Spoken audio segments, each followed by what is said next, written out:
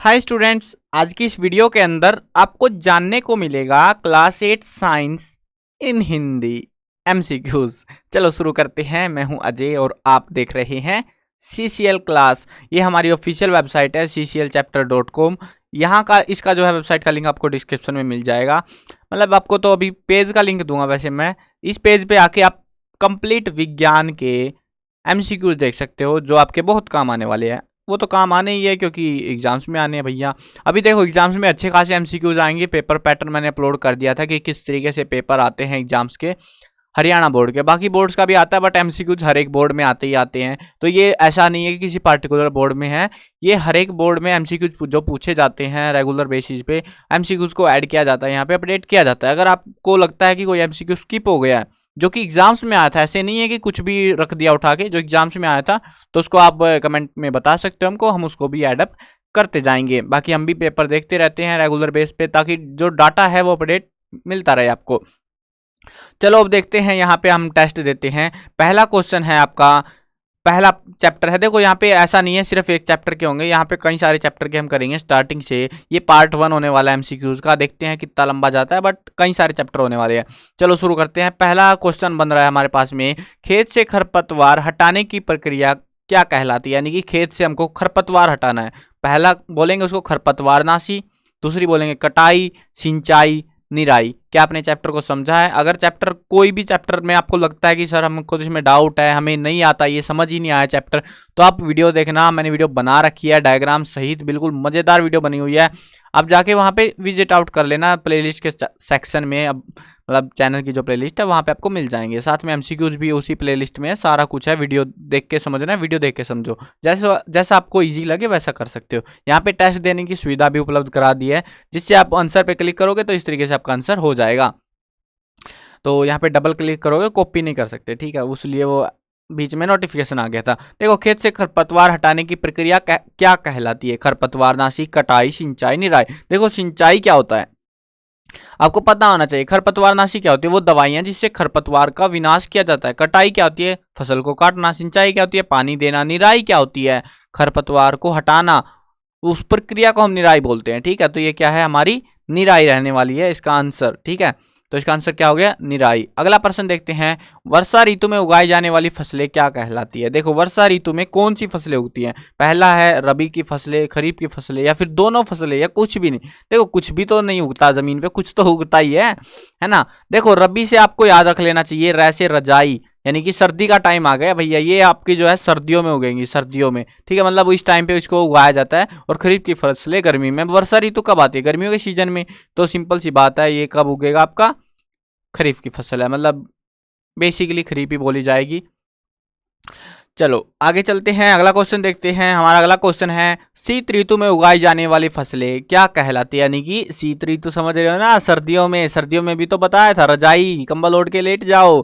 तो रबी की फसलें होती हैं। रबी की फसलें कब उगती हैं? सर्दियों में उगती हैं। चलो हम आंसर भी देख लेते हैं, हमारा क्या सही है? यस, हमारा बिल्कुल सही आंसर है। चलो अभी अगला क्वेश्चन देखते हैं। अगला क्वेश्चन है, फसल उगाने में सबसे पहला कदम क्या होता है? मतलब आपको फसल उगानी है, खेत में जाके सबसे पहले क्या करोगे? क्या आप खेत में पानी भर दोगे, यानी सिंचाई कर दोगे, मिट्टी को तैयार करोगे? कटाई भैया उग तो जान दो, कटाई तो तब करेंगे। निराई, खरपतवार हटाएंगे। सबसे पहले हमको क्या करना पड़ेगा? हमको सबसे पहले करनी पड़ेगी मिट्टी की तैयारी, यानी कि हमको मिट्टी तो ठीक करनी पड़ेगी, उसके बाद ही तो कुछ दाना वाना डालेंगे उसमें, है ना।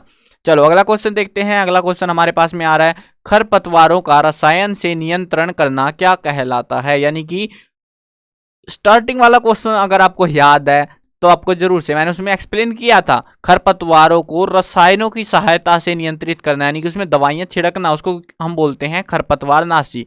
देखो निराई आपको पता लग ही गया है। थ्रेसिंग क्या होती है? थ्रेसिंग होती है भूसे से दानों को अलग करना, उसको थ्रेसिंग बोलते हैं। ये सभी तो कतई नहीं होने वाले। बहुत सारे स्टूडेंट्स क्या करेंगे भैया, ये सभी हो सकते हैं क्योंकि ये सभी ऑल ऑफ द दीज, है ना, ये सभी तो हमें आदत लग चुकी है कि यही भरना है हमको। तो ये सभी नहीं होगा। यहाँ पे क्या होगा आपका ऑप्शन? खरपतवारनाशी होने वाला है, ठीक है। तो आंसर देख लेते हैं, खरपतवारनाशी। चलो आगे चलते हैं। गेहूं क्या है?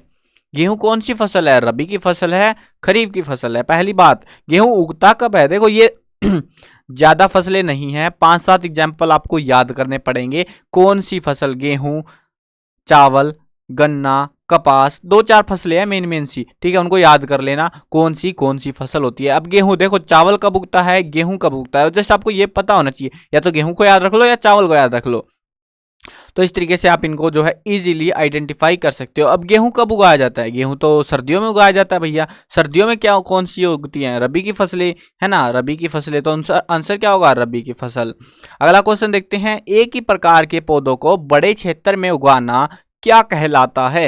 यानी कि हम जो है एक ही प्रकार के पौधों को बहुत बड़े इलाके में उगा रहे हैं, क्या उनको हम जंगल कहेंगे, वन या जंगल होते हैं। सिंचाई तो कतई नहीं कहेंगे। फसल, हम उसको क्या कहेंगे, फसल कहेंगे। ये सभी भी नहीं कहेंगे, कहीं आप इसको ठोक दो वापिस आके कि सर ने तो बोला था, ऐसा ऐसा भी हो सकता है। हमेशा सोच समझ के उत्तर लिखना है, बहुत टाइम होता है एग्जाम्स में। फसल, ठीक है। अगला क्वेश्चन देखते हैं, धान एक है, धान मतलब चावल क्या है। देखो हमने गेहूं के बारे में बात की है, अगर आप गांव से हो तो आपको पता होगा, जब गेहूं कट जाता है तब धान को उगाया जाता है। यानी कि गेहूं एक रबी थी, तो धान क्या होगी, एक खरीफ की फसल होने वाली है। चना एक है, अब चना, चना कब उगता है, सर्दियों में। देखो मैंने बोला था बेसिक से याद रखने हैं बस आपको, कुछ ज्यादा नहीं है, ठीक है। चना देखो, जो गांव में है जिनको पता होगा थोड़ा बहुत, खेती कौन सी किस टाइम पे होती है, इतना आइडिया लग गया वो होता है, ठीक है। जो हमारे यहाँ नहीं होती उनको रट लो, है ना। अब चना क्या है, चना हमारी एक रबी की फसल होती है। वैसे ही जो है आपको कपास का पता होना चाहिए कि कपास किस टाइम की फसल है। कपास जो है गर्मियों की फसलें होती है। देखो एक्चुअली में क्या है कपास के अंदर, अगर आपको नहीं याद रहता, कपास के अंदर डाउट लगता है कि सर कौन सी फसल है, खरीफ, देखो वो तो अपने एरिया में उगती है, अब कपास तो अपने एरिया में उगता ही नहीं है, तो हमें कपास कैसे याद रहेगा। देखो कपास का जो है एक फूल होता है ना, फूल होता है और वो फूल जो है खिल जाता है। अब वो खिलने के लिए उसको एक गर्मी चाहिए होती है अच्छी खासी, तब जाके वो फूल खिलेगा और वो गर्मी मिलेगी गर्मियों में ही, सिंपल। सर्दियों में तो धुंध में वो खराब हो जाएगी। कपड़ा बनता है कपास से, याद हो तो आपको, कपास से जो है उसको पूरा प्रोसेस करके तीसरे चैप्टर में आपने जाना है, इससे जो है कपड़ा बनता है।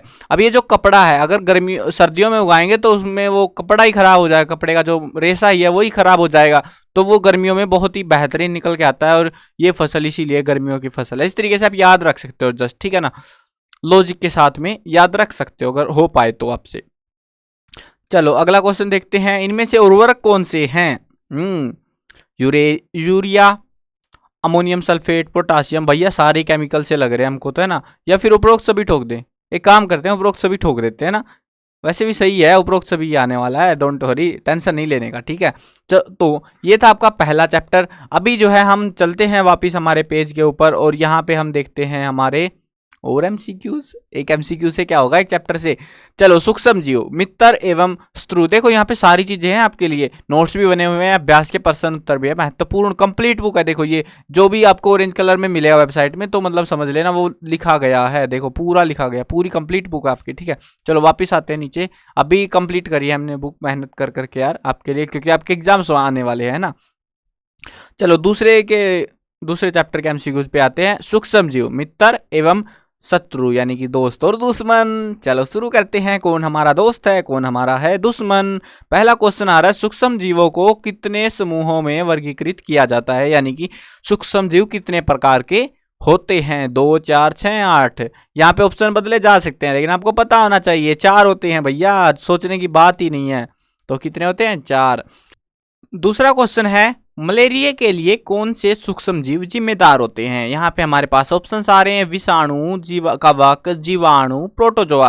देखो अभी आपकी बुक में जो है ना एक टेबल बनी हुई होगी बीच में, बुक की बीच में, उसमें कई सारी बीमारियों के नाम लिखे हुए हैं, उसमें के साथ में वो बता रखी है कि वो किसकी वजह से होती हैं।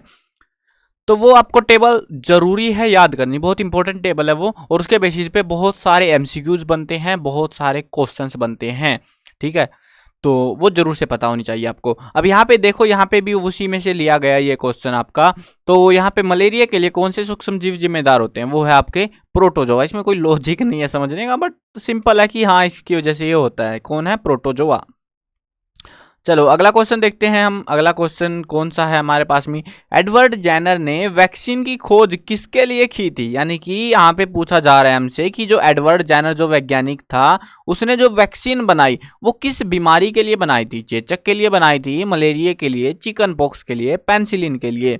कौन सी वो बीमारी थी जिसके लिए उसने बनाई थी, तो वो कौन सी बीमारी थी, चेचक, जिसके लिए उसने वो वैक्सीन बनाई थी। चलो आंसर भी देख लेते हैं, हमारा आंसर है चेचक।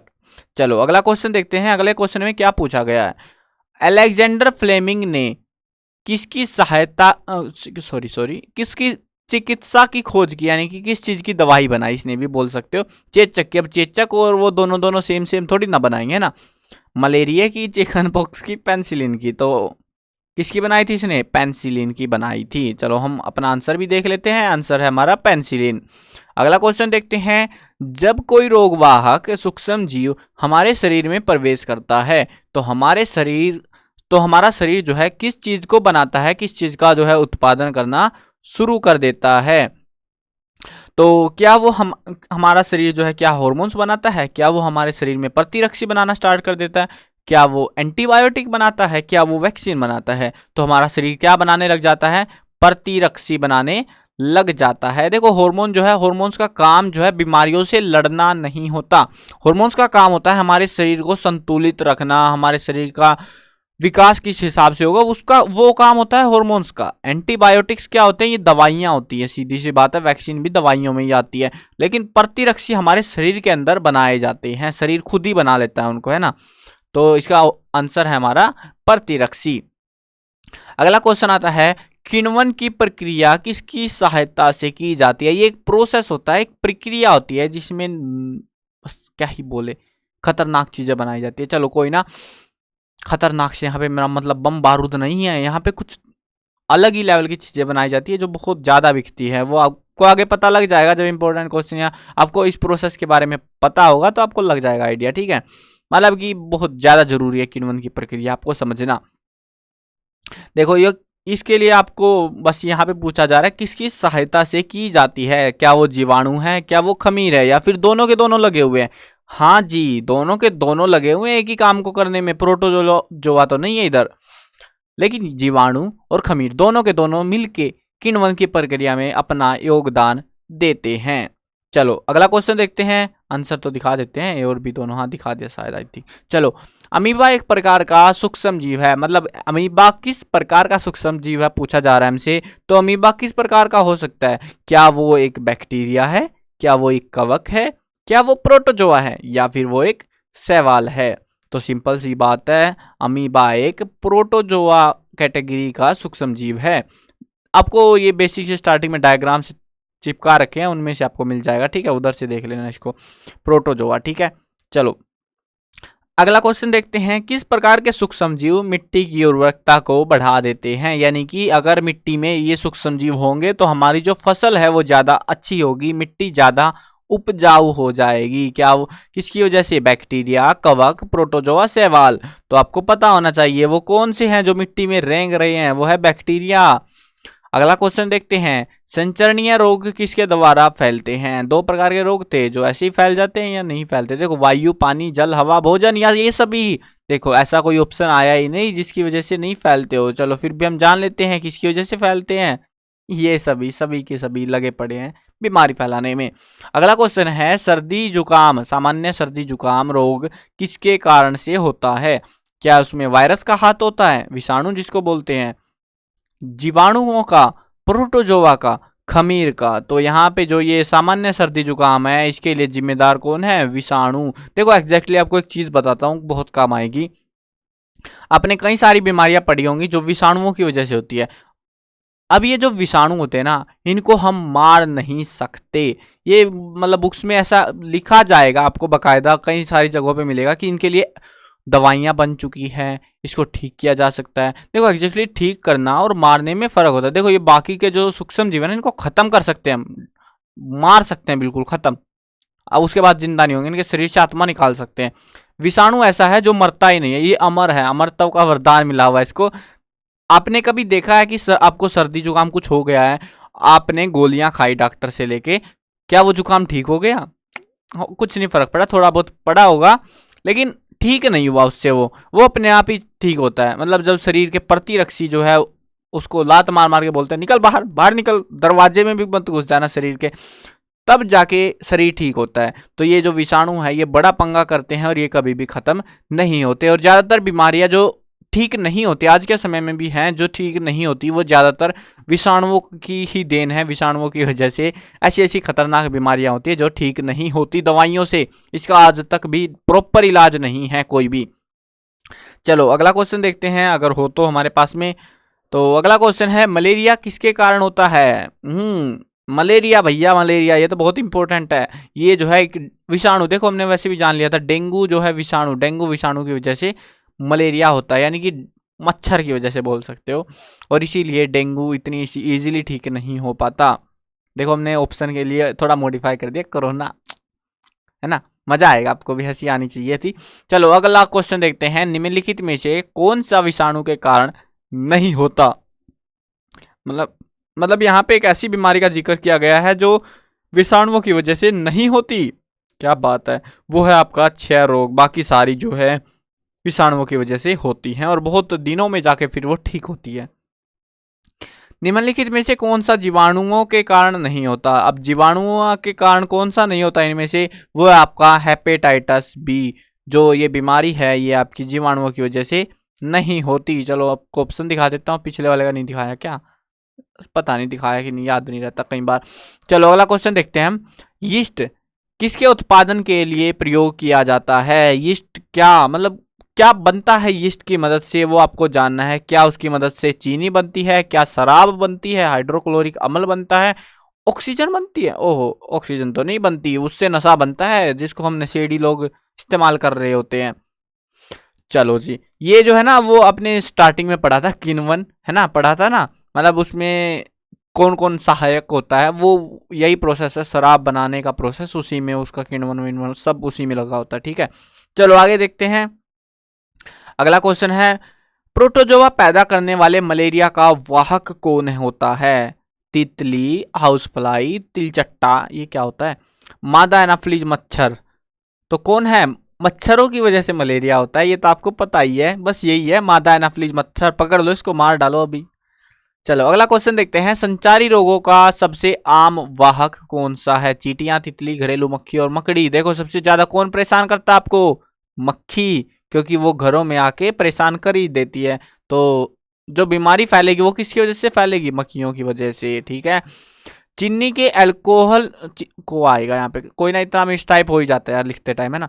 चीनी को अल्कोहल में बदलने की प्रक्रिया क्या कहलाती है? यानी कि आपको चीनी जो है आपके पास में, उसको शराब बनानी है चीनी से, उस प्रक्रिया को हम बोलते हैं किण्वन। मैंने स्टार्टिंग में भी बताया था कि शराब वाला प्रोसेस है ना, अल्कोहल शराब एक ही बात होती है। ठीक है, ये वैज्ञानिक नाम है, थोड़ा वो देसी नाम है। ठीक है, तो ये थे आपके इस चैप्टर के क्वेश्चन। ओ नीचे से हम जा सकते हैं डायरेक्टली चैप्टर 3 के एमसीक्यूज पे, चलो पहुंच जाते हैं ना।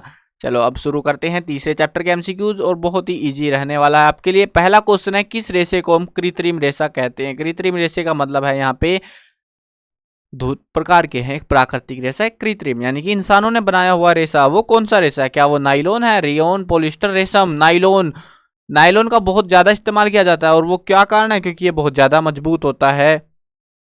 लेकिन ये हम कृत्रिम नहीं कह सकते इसको, खास तौर पे हम इस वाले रेशे को कृत्रिम कहेंगे, है ना। हो गया ना प्रैंक आपके साथ में? क्या आप तुक्का मारते चल रहे थे मेरे साथ में? नहीं ना।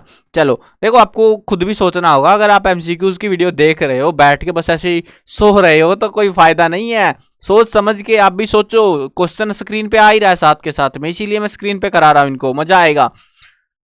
तो इसका आंसर क्या रहेगा आपका? रेयन रहेगा। ठीक है, ये याद रखना पड़ेगा आपको, गलती मत करना आप मेरे तरह।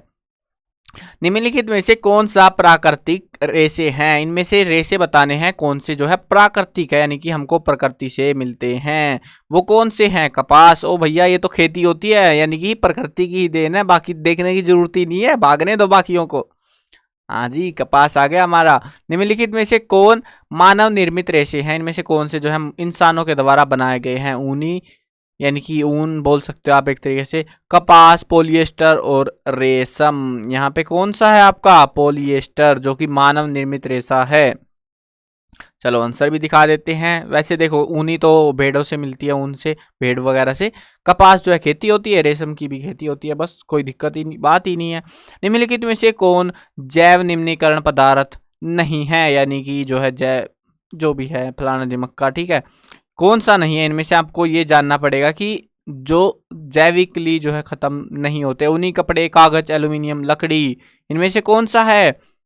एल्यूमिनियम है, सिंपल सी बात है, क्योंकि ये जैव यानी कि जो सूक्ष्म जीव बोल सकते हैं आप, वो इसको खत्म नहीं कर सकते। ठीक है, तो वो कौन सी धातुएं ही होती है? एल्यूमिनियम है यहाँ पे। ठीक है, प्लास्टिक एक है, प्लास्टिक क्या है? एक प्राकृतिक रेशा ना रेशा तो हम बेइज्जती हो जाएगी अगर हमने इसको रेशा, हम इसके कपड़े, प्लास्टिक के कपड़े कौन पहनता है आपके घर में? कोई नहीं पहनता ना। हाँ, संश्लेषित बहुलक, संश्लेषित रेशा और ये सभी। ओ माय गॉड, ये है आपका संश्लेषित बहुलक वाला, है ना। ये देखो स्टार्टिंग से में बताया गया था जब प्लास्टिक का जिक्र हो रहा था, तो ये है आपका संश्लेषित बहुलक। ये है, ये पॉलीमर कहाँ से आ गया? अच्छा, ये इंग्लिश में लिख दिया होगा, आई थिंक टाइपिंग में गड़बड़ हो गई होगी कहीं पे। पॉलीमर मतलब बहुलक ही होता है वैसे तो, इसको मैं अपडेट कर दूंगा, याद रखूंगा मैं इसको अपडेट कर दूंगा जब मतलब क्या बोलते हैं, वीडियो खत्म हो जाएगी, आर्टिकल पढ़ने जाओगे तो वहां पे आप कर सकते हो। ठीक है, वहां पे देखोगे सही हुआ मिलेगा आपको। चलो अगला क्वेश्चन देखते हैं। पैरासूट किस रेशे से बना हुआ होता है? पैरासूट, ओ माय गॉड, इतना खतरनाक हथियार। पैरासूट जो है आपको पता होना चाहिए, सिंपल सा इंपॉर्टेंट है, नायलॉन से बना हुआ होता है। क्या होता है? नायलॉन से बना हुआ। चलो अगला क्वेश्चन देखते हैं। निम्नलिखित में से कौन से प्लास्टिक के गुण धर्म नहीं है, यानी कि कौन सी जो चीजें हैं वो प्लास्टिक के गुण धर्मों से मैच नहीं करती? पहला ऑप्शन गैर प्रतिक्रियाशील, यानी कि वो किसी के साथ अभिक्रिया नहीं करते हैं। वो तो बात सही है, लेकिन ये तो गुण है इसका, ये इन्होंने बोला गुण नहीं है, ये तो सही बात है। हल्के होते हैं, बिल्कुल हल्के होते हैं। कमजोर नहीं नहीं नहीं, कमजोर नहीं होते, चीटिंग चीटिंग, कमजोर नहीं होते वो मजबूत होते हैं, है ना। तो हमारा ऑप्शन क्या रहेगा इसके लिए? कमजोर। चलो यही थे थोड़े से एमसीक्यूज इस चैप्टर के। हाँ, वीडियो बहुत लंबी जा रही है, हम इसको पार्ट 2 में करेंगे। कंप्लीट वीडियोस, कंप्लीट बुक के जो एमसीक्यूज है वो आपको मिल जाएंगे 1-2 दिन में ही, ज़्यादा टेंशन लेने की जरूरत है नहीं आपको। और इंपॉर्टेंट एमसीक्यूज है, अच्छे खासे नंबर आपके बन जाएंगे। साथ में इंपॉर्टेंट 2 मार्क्स, 3 मार्क्स, 5 मार्क्स के क्वेश्चंस की वीडियो भी आपको जल्दी प्रोवाइड करा दी जाएंगी। चलो वीडियो करते हैं खत्म। मैं कवर करने वाला हूँ क्लास 6, 7, 8, 9, 10, 11 और 12th क्लास की सभी सब्जेक्ट की videos, Hindi medium, English medium, सभी में होगी। एंजॉय करो, बस आप भी पढ़ते रहो, सीखते रहो। हाँ, वेबसाइट पे चले जाना, वहाँ पे जाके टेस्ट दे के देखो क्या आपको समझ भी आया है या बस देख के ऐसे ही मजे ले रहे हो। अगर यहाँ पे वीडियो देख रहे हो तो आपका फर्ज बनता है यहाँ से जाओ वेबसाइट पे, और वेबसाइट पे जाकर आप टेस्ट दे के देखो। अगर टेस्ट में आपको मतलब आपने यहाँ से सीखा, पढ़ा, याद हुआ, उसके बाद में वहाँ पे टेस्ट दिया और फिर भी टेस्ट में आपके अगर 10 में से मतलब 10 या 15 जितने भी एमसीक्यूज है, मतलब बोले तो 100% नंबर नहीं आ रहे ना, मजा नहीं आएगा, फिर बहुत कम एमसीक्यूज है ये। और इंपॉर्टेंट है, सारे पढ़ लेना, जरूर से पढ़ लेना। अगर कोई चैप्टर आपका सिलेबस से बाहर है तो आप उस चैप्टर को स्किप कर देना, बाकियों के जरूर से कर लेना। और हाँ, अपना स्कोर जो है कमेंट में बताना। देखो हमने इसीलिए जो है, जरूरत नहीं होती वेबसाइटों पे कमेंट्स की, बट हमने आपके लिए ऑन कर रखी है। लीव आ कमेंट, आप यहाँ पे आओ, टाइप करो जो भी आपका मन कर रहा है और कमेंट करके चले जाओ। नाम, पता, वेबसाइट देने की कोई जरूरत नहीं है। नाम और ईमेल में आप कुछ भी भर देना, जो भी मन करे, ना भी भरना, नाम मतलब भरना तो पड़ेगा, मजबूरी है, मैं अपडेट करूंगा इसको जिसमें आपको कुछ भी ना भरना पड़े, बस सीधा यहाँ पे आए, लिखो और कमेंट कर दो। यहाँ पे पोस्ट कमेंट कर देना और पोस्ट हो जाएगी वो कमेंट, मेरे पास आ जाएगी, मुझे भी पता लगेगा कि आपने कितनी तैयारी करी हुई है, कहीं पे डाउट तो नहीं है, क्या कुछ गड़बड़ तो नहीं है, सारी चीज़ें हम चेक करते रहेंगे। चलो मिलते हैं नई वीडियो में। वेबसाइट पे अगर डायरेक्टली जाना चाहते हो, लिंक विंक के चक्करों में आप नहीं पढ़ना चाह रहे, तो आप जो है हमारी ऑफिशियल वेबसाइट ये है CCL, ये कैसे लिख दिया मैंने, CCL चैप्टर, ठीक है, ये सर्च मार लेना गूगल पे जाके, मिल जाएगा आपको। वैसे cclchapter.com है हमारी वेबसाइट का नाम, ठीक है। यहाँ पे आओगे सारी चीज़ आपको अपडेटेड मिल जाएंगी। चलो मिलते हैं एक नई वीडियो के अंदर। Okay, bye bye.